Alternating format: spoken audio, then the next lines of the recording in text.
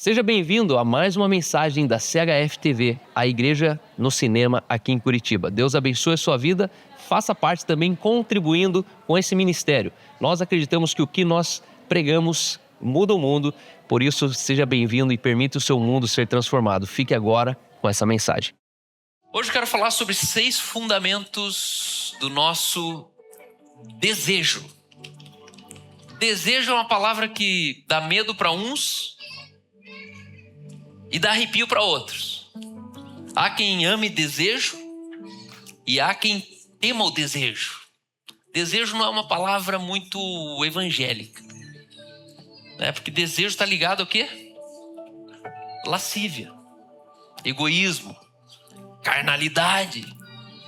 E desejo é uma palavra que foi massacrada a ponto de você se sentir culpado do teu desejo. A maioria dos crentes, eles não botam fé naquilo que eles desejam. Inclusive, eles têm culpa, medo ou vergonha daquilo que desejam. E essa semana aqui, segunda-feira, nós começamos com uma Roma apostólica ali em cima. Temos uma reunião de pastores, uma vez por mês. E chegamos nessa palavra, desejo. E o que me chamou a atenção é que, em dado momento, o Chico Preus, ele falou assim, obrigado. Depois a gente ora pelas ofertas ainda. O Chico Preus, ele falou assim, Cal, a gente precisa falar mais sobre isso. Porque isso aqui é uma chave que vai empurrar a igreja, que vai evoluir a igreja e que vai tirar aliviar o sofrimento das pessoas. Se as pessoas entenderem isso, a nossa igreja ela avança com mais força. E aí, o Ciro ia trazer uma palavra, eu olhei para o Ciro já falou, não, vai você. E ali eu já falei sobre Jesus, quando ele foi tentado nos seus desejos.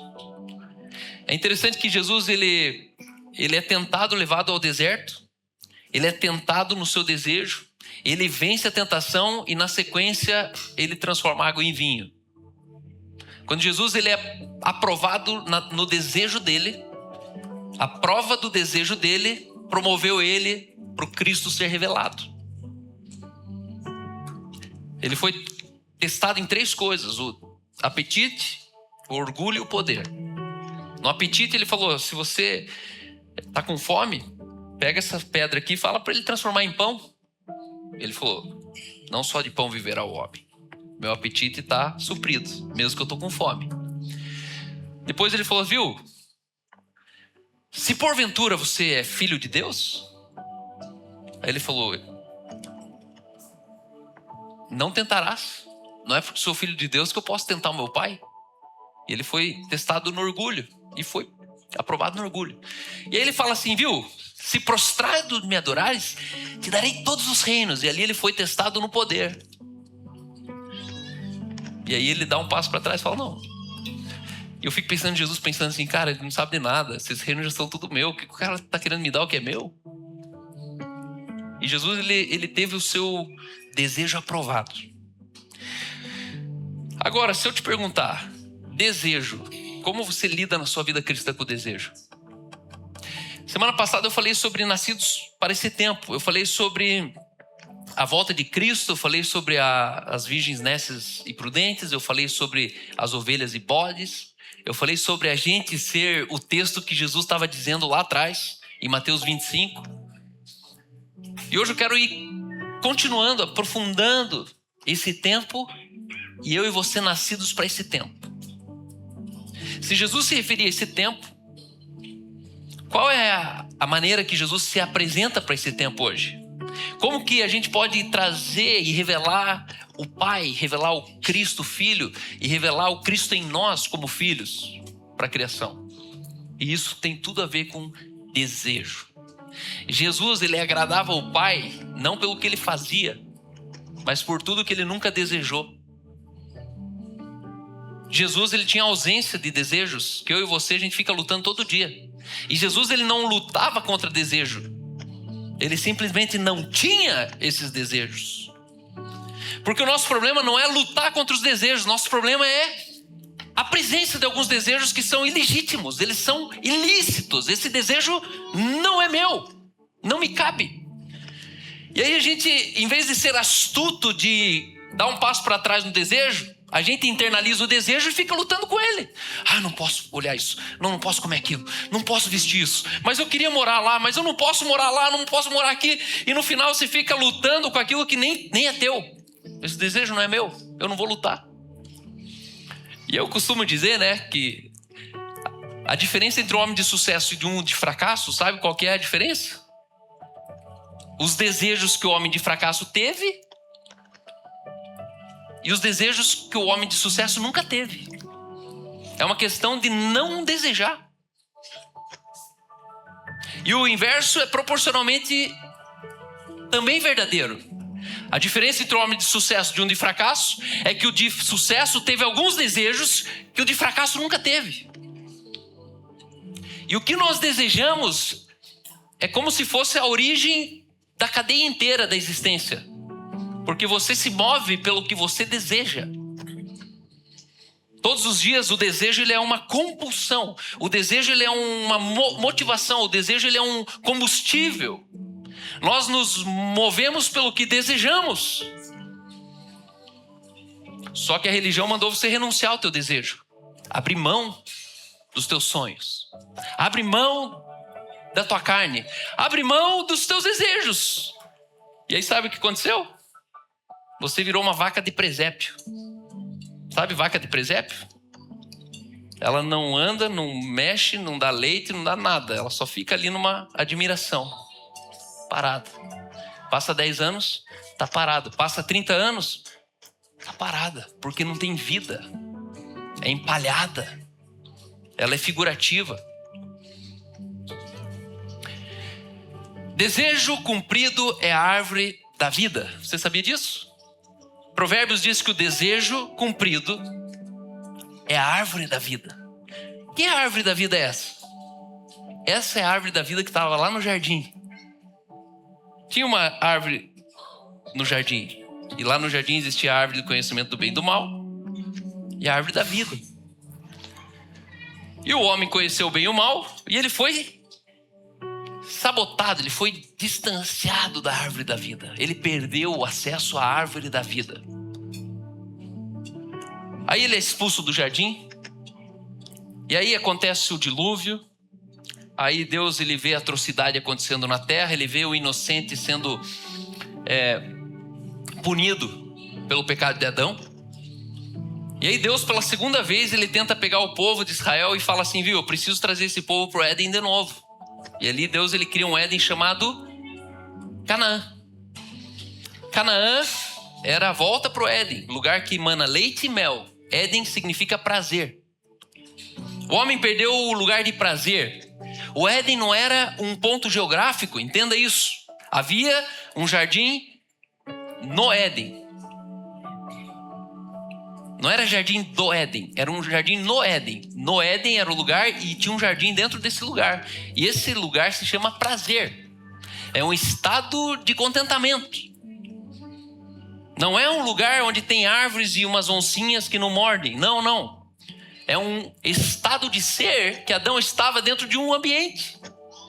E aí pela segunda vez Deus ele vai lá e pega 2 milhões de pessoas e fala, viu, daqui uns dias vocês vão sair daqui da escravidão e vão voltar para o Éden. A terra que mana leite e mel é uma terra prometida. Eu vou devolver para vocês aquilo que vocês perderam ali atrás. E aí você bem conhece a história. Pela segunda vez a humanidade ela ramela de novo. Aí Deus ele olha e fala, não adianta.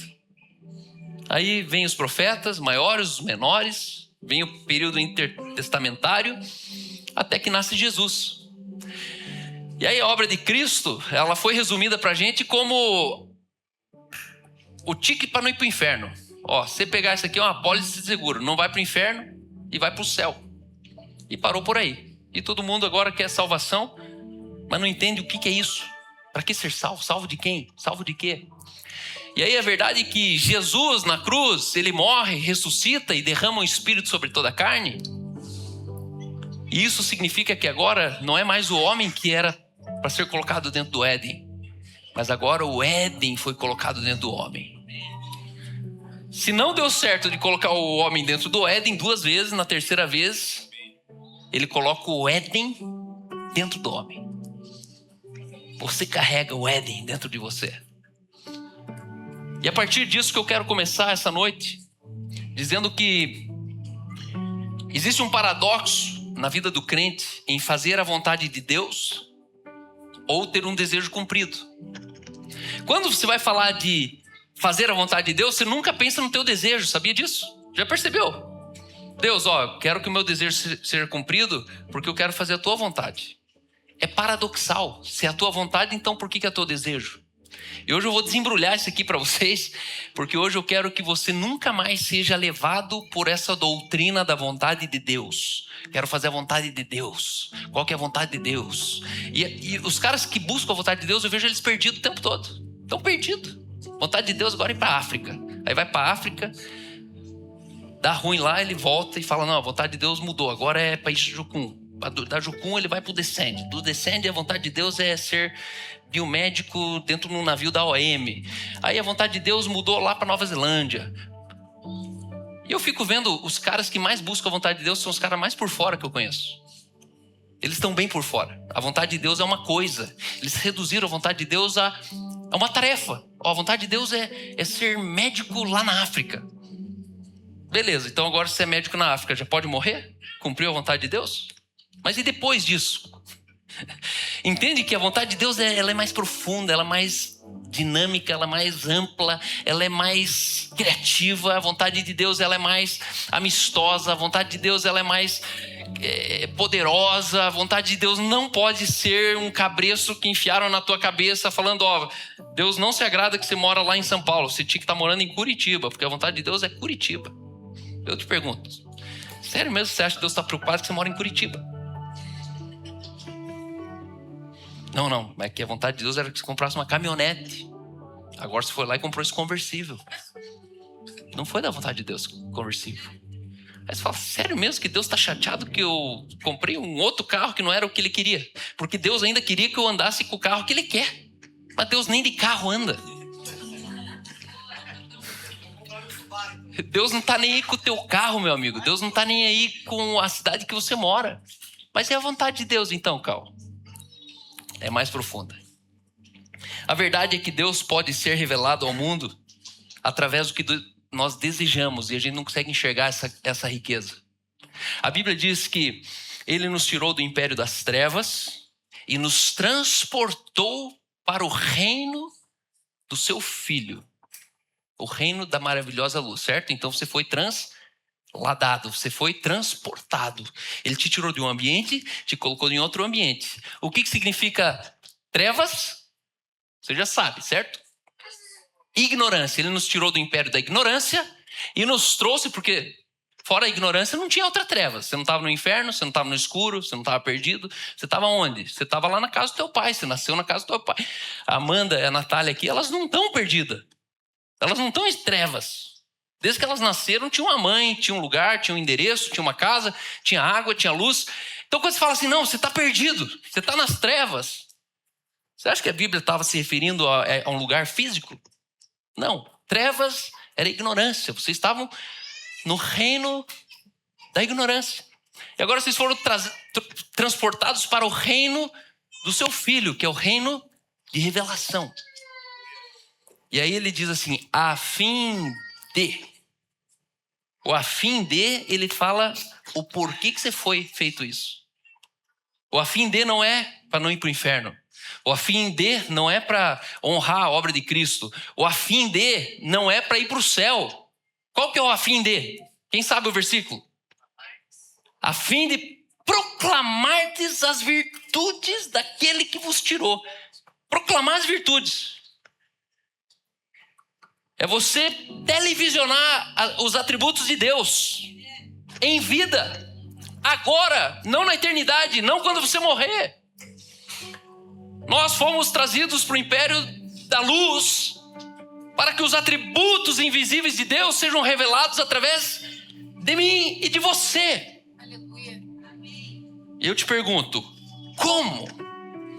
Como que é possível fazer isso? Diz comigo, pelo meu desejo. Aí eu peguei pesado. Porque se o mundo pudesse ver televisionado o teu desejo, você teria vergonha ou você teria orgulho? Me diga o teu desejo. Eu te pergunto, podemos já fazer uma live daquilo que você deseja? Colocar alguns eletrodos no seu cérebro e deixar com que aqueles pensamentos se tornem um filme pra gente assistir? O teu desejo te dá vergonha ou te dá ousadia? Te dá vergonha ou te dá orgulho? Te dá vergonha ou te dá sentido? O nosso desejo, ele precisa ser visto pelo mundo. Agora, se você está entulhado nos seus desejos, pode ter certeza que não estão vendo nada de Deus em você. Porque se você tem um problema de desejo, Deus não está sendo visto em você. Eu era jovem, tinha apenas 17 anos. E um dia eu fui numa festa de aniversário, quando eu vi a mulher da minha vida, dentro de mim uma voz disse: essa é a mãe dos seus filhos. E eu confesso que o ambiente que eu estava, a pessoa que era muito distante de quem eu podia pensar que eu seria. Um ano depois tinha me declarado essa jovem mulher. Só que antes disso, vários dos meus amigos eram interessados no mesmo partido. A Aline era cotada. Não sei se ela era muito bonita ou era escassez de mulher bonita na eventualidade. Né? Mas eu acho que eram os dois. A concorrência era baixa mesmo. Com todo respeito às outras mulheres da sua geração, né? Mas é de igreja, entendeu? Na igreja as opções diminuem, né? Mulher tem um monte, mas esposa é meio raro. E eu me lembro que eu cheguei nesse versículo. E o tema dessa noite, desse versículo, é Salmo 37:4. Esse se tornou o versículo do meu namoro. Eu muito apaixonadão, amarradão, acordava de madrugada, orava pela Aline, fazia jejum pela manhã, fazia declarações. É propósito, vou fazer propósito. Eu me lembro que eu li esse texto que diz assim, ó: agrada-te do Senhor e Ele satisfará os desejos do teu coração. Mano, quando eu bati o olho aqui, eu falei, descobri. Se eu for um homem de Deus, ela vai casar comigo. Falei, cara, eu vou fazer o que Deus quer, que Ele vai fazer o que eu quero. 17 anos, essa era toda a minha interpretação desse texto. Né? À primeira vista, ó, deleite no Senhor. Beleza. E o que mais? Ele atenderá os desejos do seu coração. Porra, achei a lâmpada do Aladim. Não é isso que esse texto está dizendo? E os anos foram se passando. Mas eu lembro que em cima desse texto eu tomei a maior decisão da minha vida. Um dia eu parei, olhei, analisei a vida da Aline e falei assim, Deus, como é que eu vou impressionar ela? Será que é pela marca do meu carro? Pela marca do meu tênis? Pelo tamanho do meu bíceps? Será que é pelo estilo de vida que eu tenho? Será que é pelo corte de cabelo que eu não tenho? Eu lembro como se fosse hoje. O Espírito Santo falou dentro de mim assim, ó. Tudo que uma mulher de Deus busca dentro de um homem é um homem de Deus. Me veio assim, ó, pum. Porque eu pensei na Aline e falei, cara, ela é uma mulher de Deus. Qual que é a ambição da mulher de Deus? O que ela gosta de ver num cara? E aí Deus falou comigo, falou, tudo que uma mulher de Deus procura dentro de um homem, ela procura um homem de Deus dentro do homem. E eu fiz um voto pro Senhor. 17 anos, quebrado, falido, para não falar outra palavra. E eu falei, Deus, esse homem eu vou ser. Eu vou ser esse homem de Deus. E aquela inocência me levou a me jogar com os 2 pés dentro do gasofilácio. Dali pra frente, minha vida nunca mais foi para trás. Não tive um dia desviado, não tive um dia que eu cansei de ir no retiro, não tive um dia que eu falei não pro evangelismo, não tive um dia que orar para mim era demais, não tive um dia. Até hoje. Eu tô nesse lugar até agora. E hoje eu tenho os 4 filhos que aquela voz falou dentro de mim. Essa é a mãe dos teus filhos. Pensar, eu só tinha 14 anos, eu tinha 17. É 2 crianças se vendo, socialmente falando, né? Mas aí eu provo que de criança a gente tinha bem pouco. E aí quando alguns anos se passaram, nossa, estou sem tempo hoje ali. Hoje o tempo está ilimitado. Se bem que eu tenho um ônibus às 10 horas, então eu vou ter que sair corrido daqui. Estou na introdução ainda.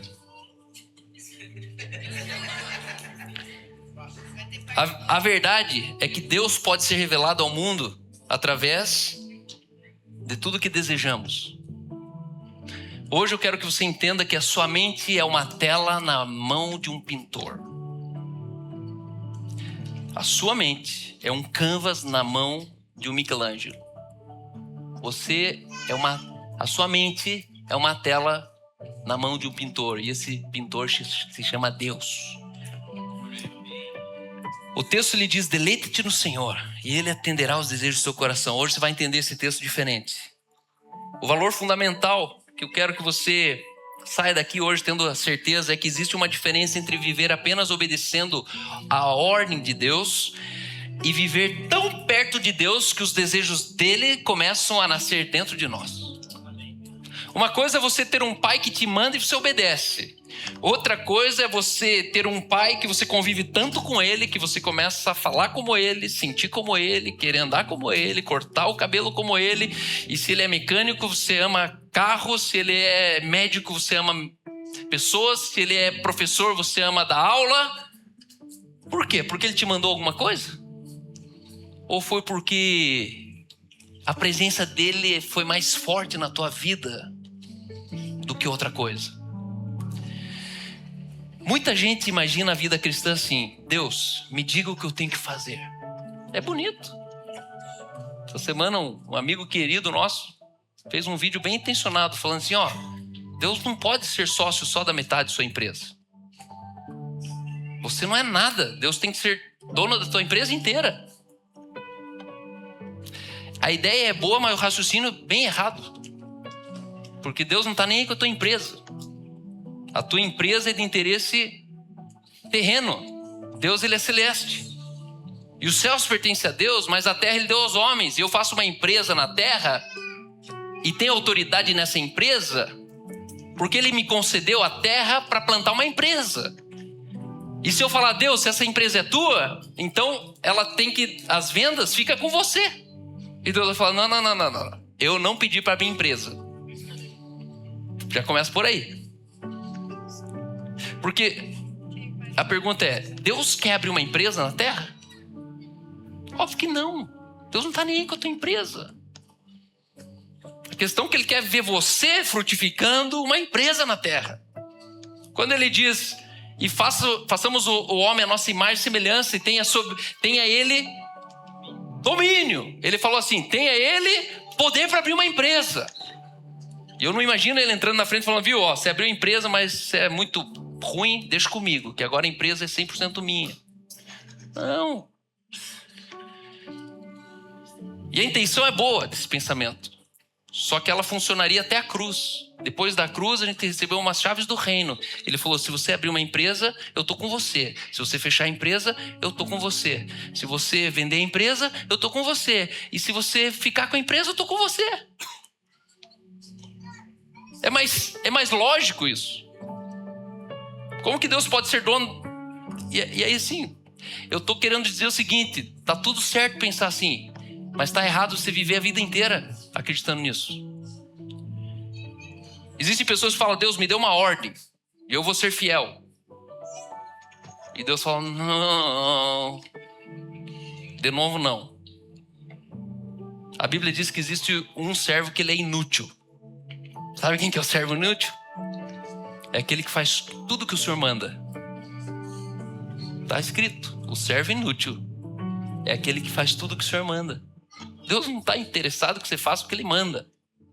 Isso ainda é abaixo da expectativa de Deus. Outro fala: Deus, mostra-me exatamente o passo.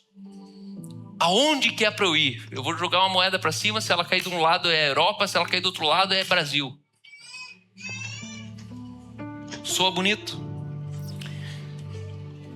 E eu e você, com certeza, uma vez por ano a gente ora: Deus, qual é a sua vontade? E aí é uma oração difícil de Deus interpretar. O que você está querendo dizer com isso? Mas hoje eu quero dizer que talvez exista um sinal, um nível, na verdade, mais profundo de maturidade. E é aqui que eu quero trazer você para baixo hoje. Essa mensagem eu não posso pregar lá no cinema, porque não dá. Eu preciso que você seja primeiro crente para ouvir o que eu estou falando. Segundo, que você seja experimentado na palavra. Existe um nível mais profundo de maturidade. Primeiro, o escravo não tem vontade. E ele diz: eu não vos chamo mais Escravos. Quem não tem vontade é escravo. Cada vez que você terceiriza a tua vontade para Deus, você está dizendo: Deus, eu volto no lugar de escravidão. Deus, eu não preciso ter vontade. Porque escravo, ele é castrado no desejo. Isso é a maior característica do escravo. Ele não pode querer. O querer dele não existe. Ele vai fazer o que eu quero. O desejo do escravo é com o senhor dele. Por isso você tinha que comprar um escravo. Você compra o desejo de alguém. O imaturo, o menino, o herdeiro que é menino, o renascido, o crente que ainda é menino, ele também não tem vontade. Porque criança não pode ter vontade, guarde isso. Existe um amigo nosso que está preso. Sentença de 56 anos de cadeia. Fazem 4 que ele está lá na gaveta, guardado. E sabe por que ele está preso? Porque a mãe dele chegava numa empresa com 100 funcionários e falava assim para todos os funcionários: viu, faça tudo o que ele manda. Porque ele já é assim desde criança. Ele não aceita ser contrariado. Você acredita nisso? A mãe falava isso para a empresa inteira: ele não aceita ser contrariado. Ele já é assim desde criança. Resultado: era teu patrão, né? Tá na cadeia. Ele 56 anos, ela 53 anos de cadeia. Porque uma criança não foi contrariada. Lá em casa eu ensino meus filhos que eles não têm desejo. Ah, mas minha vontade... Não, você não tem vontade. Ainda não. A Mel já tá tendo. Ela já tem vontade de ter um celular. Com 12 anos já teve. Ela já tem vontade de faltar aula. Eu olho pra ela e falo: você que manda. Você pode faltar todo dia se quiser. Não é pra mim que você tá indo pra aula. Você tá indo pra você. Você vai enfrentar a tua professora lá? Fica à vontade. Vai mal na prova? Não tem problema. Vai reprovar de ano? Eu não estou preocupado com isso. Eu não vou perder nenhum ano da minha vida. Isso é tudo você. Aí ela: já tem que ir para aula. É isso aí, é melhor ir para aula. O maduro, ele sabe ter vontade. O escravo não tem vontade. O herdeiro menino não pode ter vontade. O maduro, ele começa a saber ter vontade. Mas existe um nível mais excelente que é o amigo. O amigo, ele é admirado pela vontade. Você já percebeu que os seus melhores amigos, o que você mais admira neles não é eles? Você admira neles a vontade deles. Porque o resumo da vida deles é a soma das vontades que eles tiveram. E eles empreenderam a vontade que eles tiveram. E aí você começa a olhar e fala: cara, esse cara é demais. E por que ele é demais? Porque você tá admirando o desejo dele. Ele teve desejo moral e está morando ali. Ele teve o desejo de abrir essa empresa. Tem aquela empresa. Ele teve o desejo de dar um êxito numa empresa. Ele teve o desejo de viajar para o exterior. Ele viajou para o exterior. E no fundo a gente admira, no fundo, os desejos do nosso amigo. Isso faz do nosso amigo um cara legal. Porque no fundo você está dizendo assim: eu queria o desejo dele. Eu queria ter esse desejo. Ou melhor, eu encontrei alguém que acessou o desejo que eu tenho. Isso te faz amigo com ele. Você fala: opa, aqui ele quer o que eu queria. Ele tem o que eu quero. E é quando Deus pode olhar para você. Esse é o nível de relação que Deus pode olhar para você e falar assim: o que queres que eu te faça? O que você deseja? Jesus, ele já tinha essa comunicação com o Pai a ponto de ele tratar as pessoas assim. Por quê? Porque quando você sabe que o Pai é assim com você, é assim que você é com os outros. Você não impõe mais os seus desejos nas pessoas. Quem tem desejo cumprido não manda em ninguém. E aí Jesus chegava para as pessoas e falava: o que queres que eu te faça? O que queres que eu te faça? E o que queres que eu te faça? E as pessoas ficavam assim: nossa, Jesus. Eu fico pensando assim, o cego até pensando 2 vezes: será que eu quero mesmo ficar curado da cegueira ou quero uma cesta básica? Pode ser em dinheiro a minha parte. Colocando o cego em dúvida. Pô, essa pergunta eu não esperava, né? O cara cego ali: Jesus, o que queres que eu te faça? Ele: os números da Mega Sena? Revela para mim os números da Mega Sena.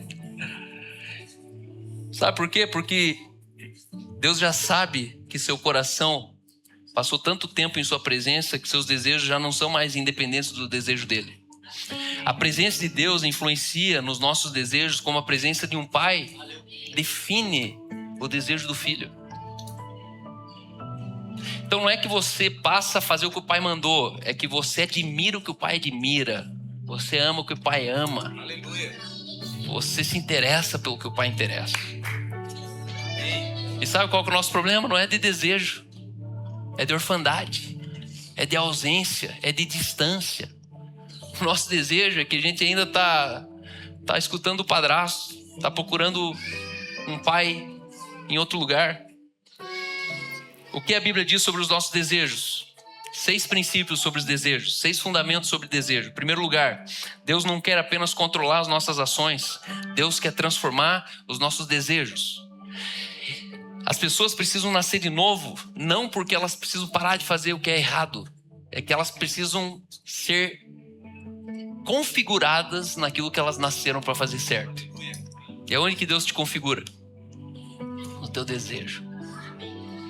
Deus te configura nos seus desejos. Salmo 37 não diz simplesmente obedeça ao Senhor e Ele te dará uma ordem. Ele primeiro diz, deleite-te no Senhor. Primeiro vem deleite, depois vem os desejos. A ordem aqui é fundamental. Primeiro ele diz, agrada-te do Senhor. Primeiro ele diz, anda. Outra versão, outro texto ele diz assim, ande comigo e ser perfeito. Você já viu esse texto? Ué, mas não é impossível ser perfeito? Ninguém é perfeito? Você cresceu nisso. Já no Antigo Testamento, quem não era nascido de novo já tinha esse discernimento. Aonde ele escutou Deus falando assim, ó, Abraão, ande comigo e ser perfeito. Na minha presença, você é perfeito. Porque a minha influência sobre a sua pessoa é que torna você perfeito. Quanto mais eu encontro prazer em Deus, mais meu coração ele é transformado por essa presença de Deus. Nós não buscamos contemplação, devoção para um Deus que tem síndrome de inferioridade. Não. Na medida que eu contemplo, à medida que eu sou transformado, à medida que eu passo tempo nessa presença gloriosa de Deus, mais eu me torno parecido com Ele. Por quê? Porque Ele me influencia nisso. Então não significa deseje qualquer coisa e Deus será obrigado a te entregar. Na verdade significa se aproxime tanto de Deus que você vai começar a desejar aquilo que nasceu no coração dele. A presença não apenas responde às nossas orações. Guarde isso. A presença de Deus não apenas responde às nossas orações, mas a presença de Deus transforma aquilo que nós oramos. Não é mais sobre eu estar na presença para ter uma resposta. Não, é eu estar na presença para as minhas orações serem transformadas. Eu não oro mais aquilo que eu orava. Eu não peço mais aquilo que eu ia pedir. Eu chego para pedir uma coisa e na situação da presença eu falo, acho que é melhor nem pedir. Já entendi.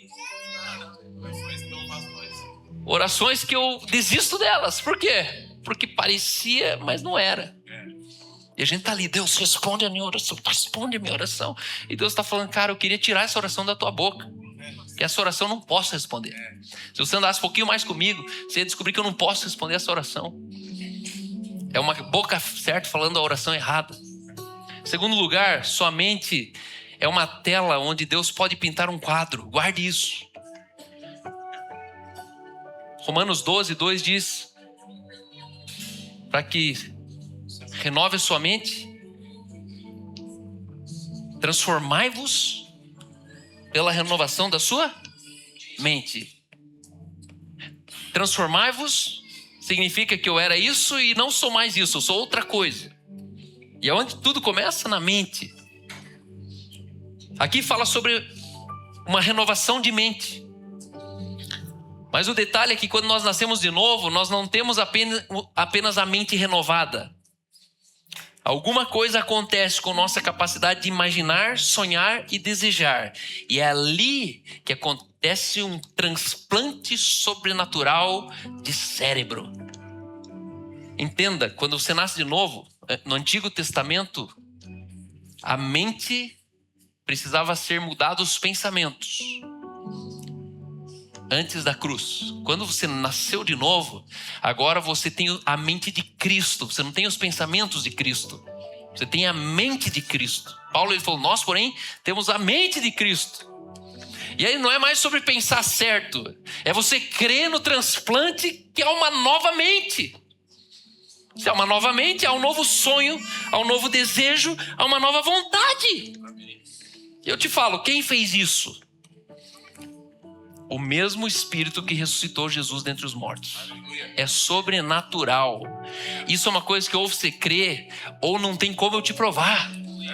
Porque só quem passou por isso sabe como é isso. E essa mente nova que se torna uma tela onde o céu agora pode pintar possibilidades. É nesse momento que nos tornamos esse canvas na mão de um pintor. Talvez alguns dos nossos sonhos que existem hoje dentro de nós não sejam mais simplesmente ambições humanas. Talvez tenham começado como uma pequena semente que Deus colocou no seu coração. Seja uma empresa, uma igreja, um ministério, uma escola, um projeto social, uma invenção, uma cidade transformada, uma ideia.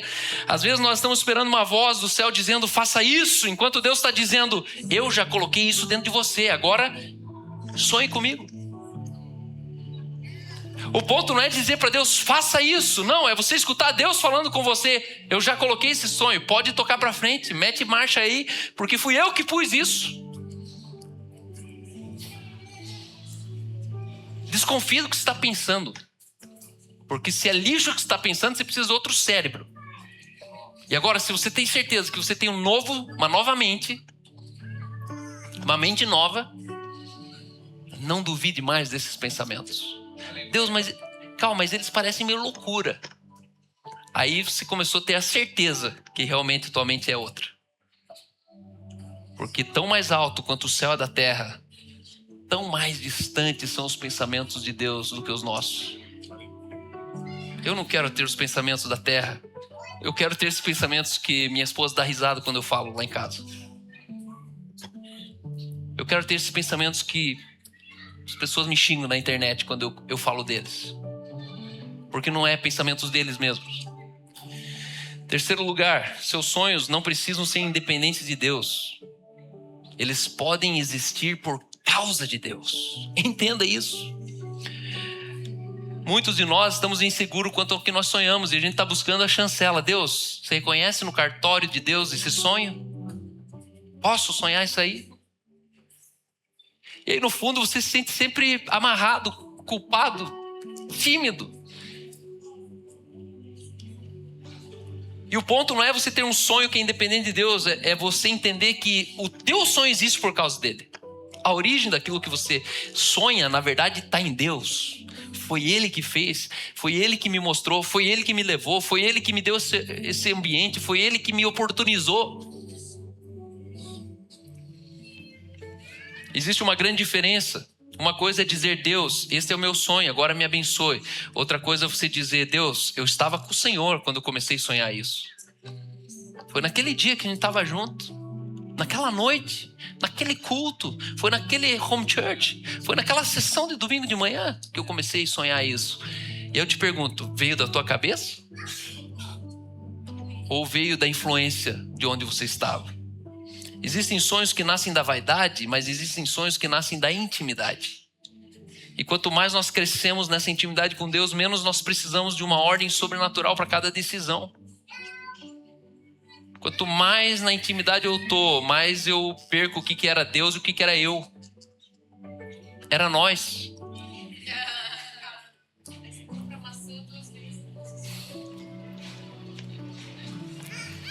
Hoje a Eline chegou em casa e falou, você comprou maçã? Eu falei, eu fui no mercado e só comprei 2 coisas. Pão e maçã. Ela falou, pois é, eu também comprei maçã hoje. De tudo que a gente podia comprar em casa e estava faltando, nós 2 compramos a mesma coisa. Na mesma manhã, em locais diferentes. Mas por que será? Porque ela estava num ambiente que ela percebeu que a maçã acabou. E eu estava tão dentro desse ambiente que eu sabia que era bom comprar a maçã. Fiz a vontade dela ou ela fez a minha? Quem pediu para comprar maçã?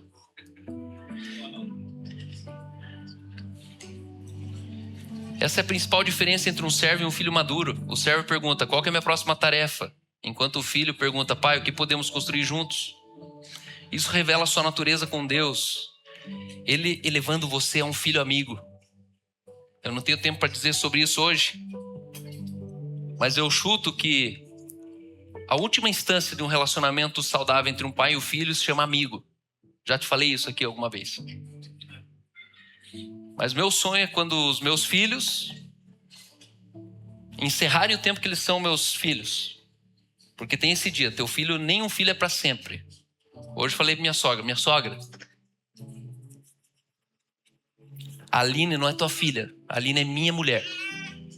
Eu usei outra filha, né, no exemplo dela, mas tive que lembrar ela que a outra filha não é filha dela, é a esposa do marido dela. Encerrou, saiu de casa, deixou casa de pai e mãe, apostatou. Tudo que acontece lá é de ordem daquela casa, não é dessa tua ordem, tua preocupação encerrou. Só que aqui o pai ele fica assim, não, peraí, mano, eu que... E sabe qual que é esse vácuo aqui? É o lugar de amigo que poucos filhos colocam o pai lá.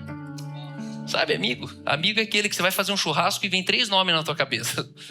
Quando não é teu pai é porque não tá bom a relação. Agora eu sonho quando meus filhos falam assim, pô, vamos fazer um churrasco hoje. Ó, chama o pai.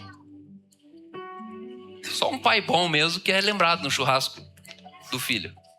Porque quando o filho tá com os amigos, a maioria deles, a última coisa que eles querem é lembrar do pai. O pai é chato, o pai vai chegar diminuindo o volume do som, o pai vai mandar terminar mais cedo, o pai já vai chegar mandando. Só que meu sonho é quando eu for chamado no ambiente dos meus filhos e eu ser o amigo deles. Eu não pago nada, eu não mando nada. Se eles falar, vamos pagar isso, eu pago. Se for para dividir, divide. Se for para mandar eu lavar louça, eu vou lavar.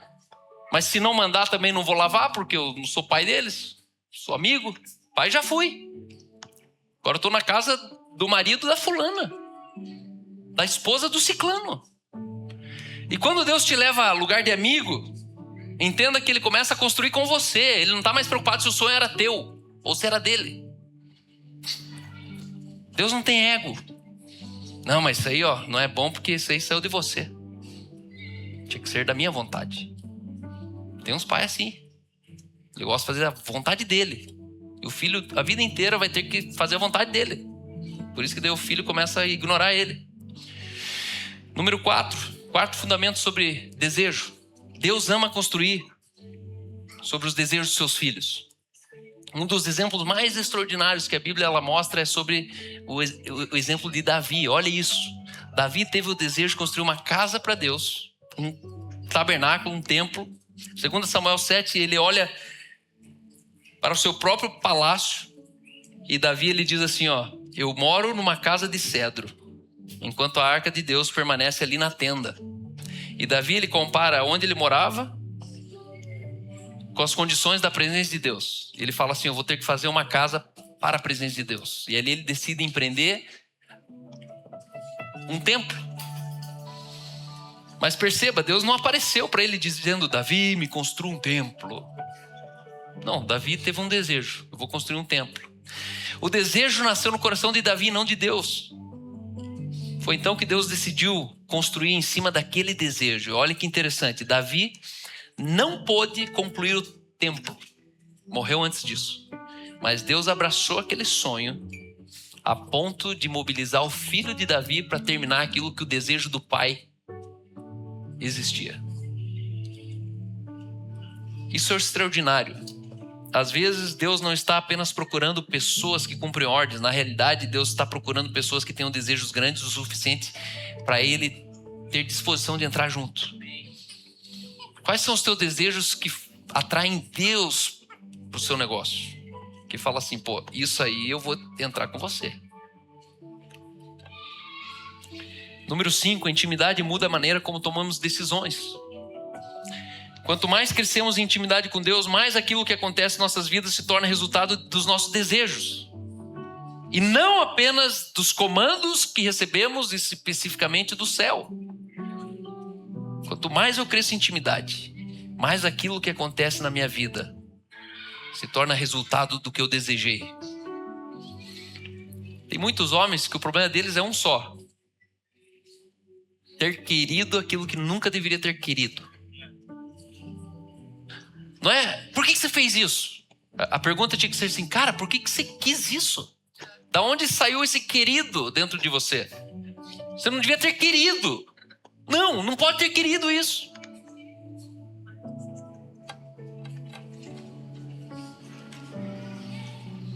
Todas as porcarias que a gente faz na vida foi um desejo incabível na tua vida. Você não devia ter querido isso.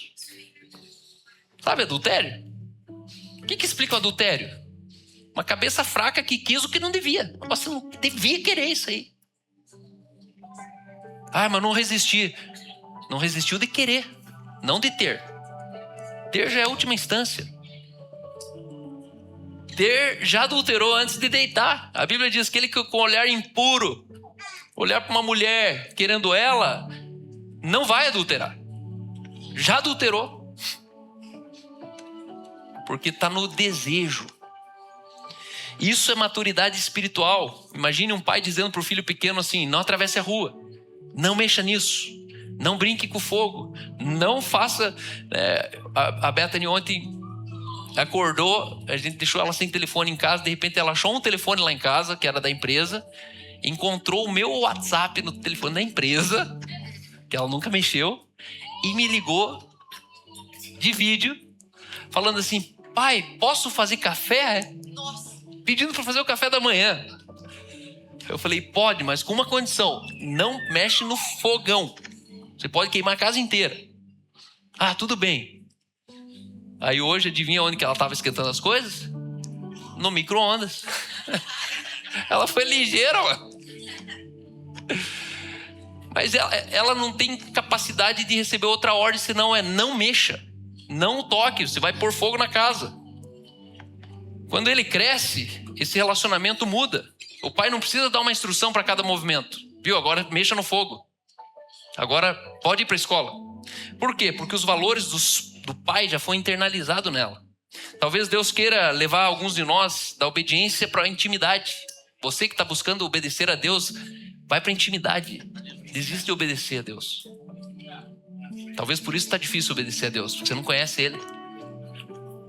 Você não escuta Ele.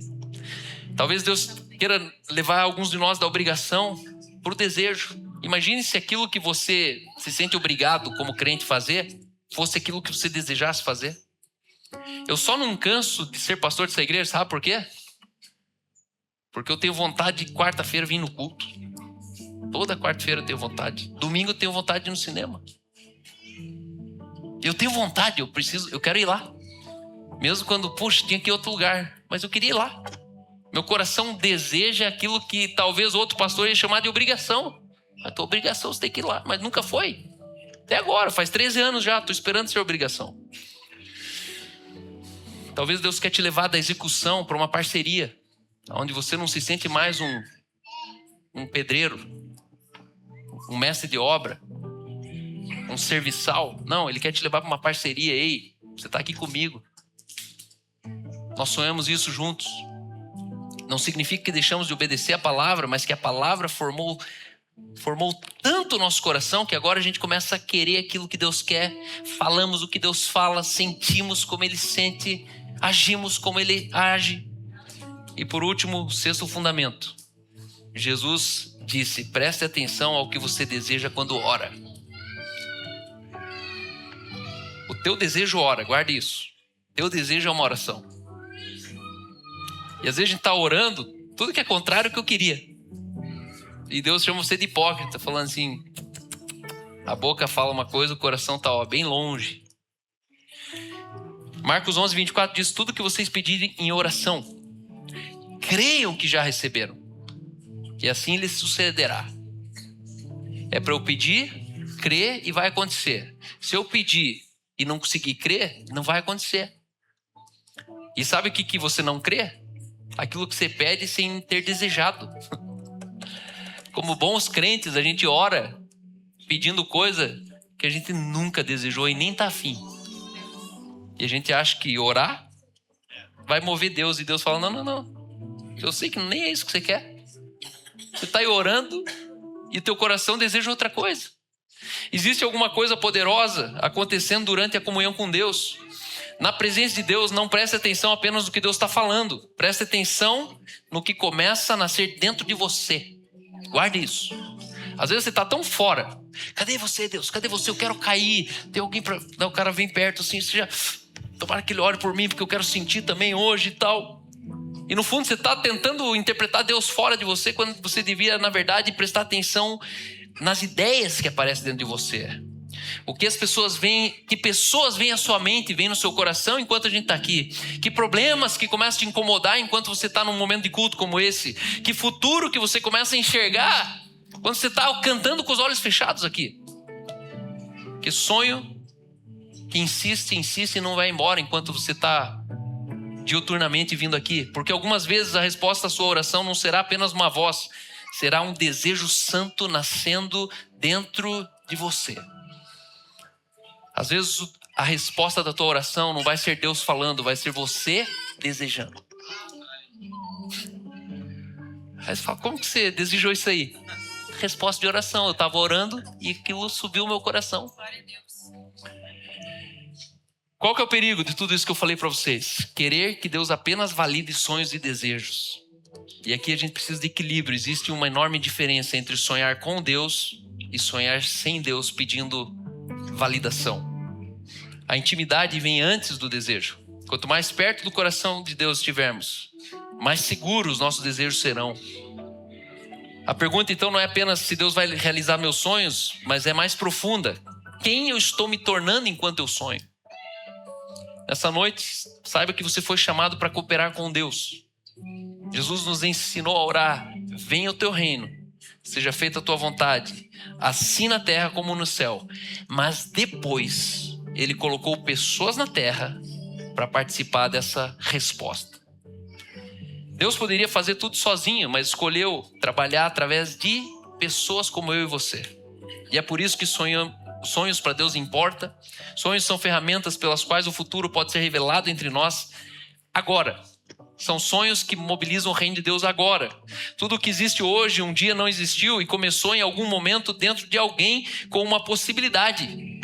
E quando uma mente renovada então encontra o coração de Deus, os sonhos podem se tornar instrumentos do reino. Por isso, não duvide dos seus sonhos. Duvide se você realmente está longe de Deus.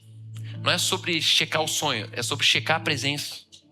O que Deus está pintando em você nessa noite, talvez durante muito tempo você tenha pedido: Senhor, fale comigo, fale comigo. Mas hoje Deus está te respondendo: eu estou falando através daquilo que eu comecei a fazer você desejar. Aquilo que o teu coração está inclinado, aquilo que você tem começado a sentir saudade de algumas coisas, de algumas pessoas.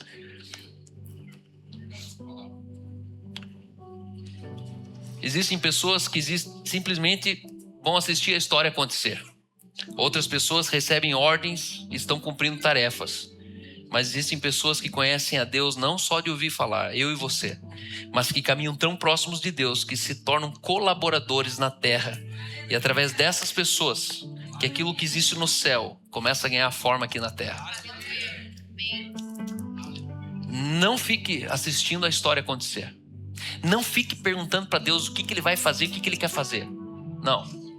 Entenda que você e eu, nós precisamos caminhar tão próximos de Deus que a gente começa a cooperar com Ele sem mesmo perceber que é Ele que está cooperando com a gente. Uma mente renovada se torna uma tela onde Deus ele pinta sonhos capazes de moldar a sua história, a minha história. E hoje Ele diz: ei, vamos sonhar junto? A tua mente importa para Deus. Se você já nasceu de novo, entenda que o que você sente está intimamente relacionado com Deus. Algumas raivas que você sente, algumas indignações que você sente, e aí você fica ali tentando calar, mas no fundo você não vai calar. Por quê? Porque tem um pai do teu lado que está sentindo a mesma coisa. Tem um pai que está falando a mesma coisa. Tem um pai que está fazendo a mesma coisa. E hoje o meu desejo é te dizer assim, ó: certifique que você não é escravo. Identifique se você ainda é menino. Se você é menino, não escute o teu desejo. Faça o que o pastor está mandando. o teu líder de home está mandando, o teu mentor está mandando, o teu cônjuge está mandando. Faz o que alguém está mandando, porque você não tem capacidade de desejar. Quando você é herdeiro maduro, começa a entender que Deus está esperando você desejar. E aí, filho, vai sair de casa, vai fazer faculdade, vai procurar um emprego. Tipo assim, o que você vai fazer, filho? Talvez você está nessa hora, Deus já está assim, tipo, cara, você vai assumir o ministério, não vai assumir, você vai mudar para outro país, vai ficar aqui, você vai ficar cuidando só de dinheiro, vai cuidar de gente também. E tem outras pessoas que hoje o pai fala assim, viu, você que manda, vamos para onde? Quer pizza ou sushi? Ah, Deus, não, tô com você. Se você for na pizza, eu vou na pizza. Se você for com sushi, porque eu quero você. Eu amo você. E Deus, ele vai honrar teu desejo. Eu vou confessar uma coisa para vocês. Nada do que eu vivo, eu perguntei para Deus. Nada do que eu vivo. A Aline é testemunha. Acho que ela nunca me viu perguntando nada para Deus. Nada. Deus, você quer que eu moro na Alemanha ou quer que eu moro no Brasil? Nunca perguntei para Deus. Um dia eu falei, Deus, eu prometo que eu vou pelo mundo inteiro, mas eu vou morar em Curitiba. Deus, eu prometo que se eu passar fome, eu volto a ser professor de educação física. Mas fora isso, eu vou fazer um monte de outras coisas e vou fazer negócio, e vou dar palestra, e vou escrever livro, E eu nunca perguntei para Deus, Deus, o que você quer que eu faça? Porque eu fiz um combinado, eu falei, Deus, vamos fazer o seguinte, em vez de você me empurrar, eu te dou a